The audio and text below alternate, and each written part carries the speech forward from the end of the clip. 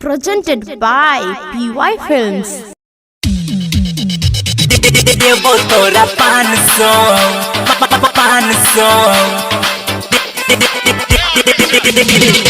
रोई तो ही धान छोड़ी देवो तोरा 500 देवो तोरा 500 देवो तोरा 500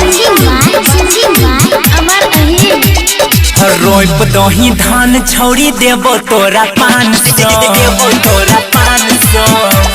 अहाँ गे रोप दही धान छौड़ी देवो तोरा 500 देवो तोरा 500 भेलै बड़ साथ कांदो होई गेलै गे 400 भेलै बड़ साथ कांदो होई गेलै गे 400 रोप दही धान छौड़ी देवो तोरा 500 देवो तोरा 500 अहाँ गे रोप दही धान छौड़ी देवो तोरा 500 देवो तोरा 500 देवो तोरा 500 रिकॉर्डिंग स्टूडियो सिमरी बख्तियारपुर देवो तोरा 500 रोप दही धान छौड़ी देवो तोरा 500 खेतवा 40 काठा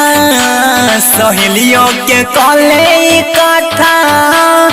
जलखे में खाइल देहबा दूध दही और माठा दूध दही और माठा खेतवा 40 काठा सहेलियों के कले काठा जलखे में खाइल देहबा दूध दही और माठा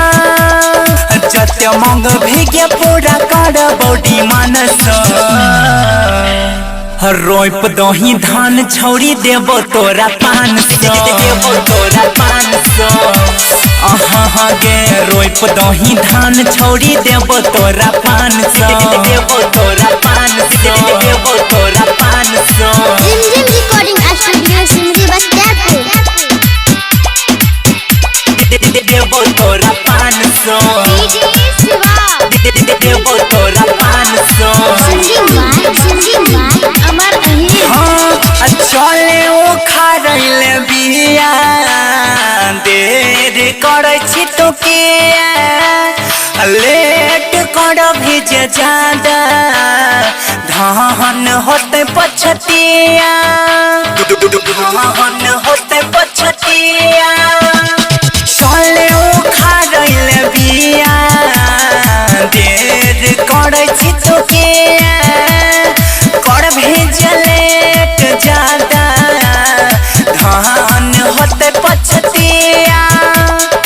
अंकित कृष्ण कहया भी तोरा चांस छ रोप दही धान छौड़ी देवो तोरा 500 देवो तोरा 500 अहाँ गे रोप दही धान छौड़ी देवो तोरा 500 देवो तोरा 500 रिकॉर्डिंग बाय